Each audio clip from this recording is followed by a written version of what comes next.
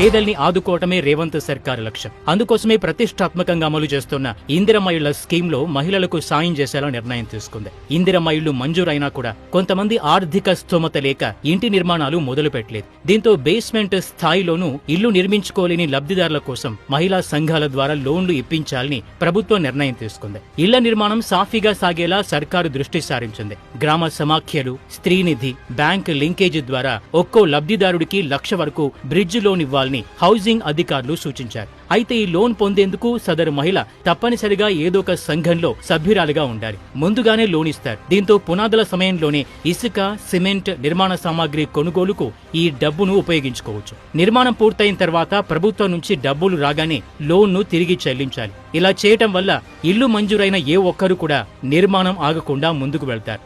వారికి ఓ నీడ దొరుకుతుంది. ఇంటి కల కూడా తీరుతుంది. లోన్లు మంజూరు చేయించడం వలన రాష్ట్ర వ్యాప్తంగా ఇళ్ల నిర్మాణం కూడా ఊపందుకుంటుంది. మరోవైపు మొదటి విడత ఇళ్ల నిర్మాణం వేగంగా జరుగుతోంది. రెండో విడత లిస్ట్ ను కూడా రిలీజ్ చేశారు. రాష్ట్రం మొత్తం ఇంటి నిర్మాణాలు మొదలయ్యాయి. మహిళల పేరు మీదే ఇంటిని మంజూరు చేస్తోంది ప్రభుత్వం. ఎలాంటి అవకతవకలు చోటు చేసుకోకుండా చాలా పకడ్బందీగా వ్యవహరిస్తున్నారు అధికారులు. మొత్తం యాప్ ద్వారానే కార్యకలాపాలు నిర్వహిస్తున్నారు. ప్రతి ఒక్క అర్హుడికి ఇల్లు దక్కేలా చర్యలు తీసుకున్నారు. ఇందిరమ్మ ఇల్లు ద్వారా పేదవాడి ఇంటి కలను నెరవేరుస్తోంది ప్రజా ప్రభుత్వం.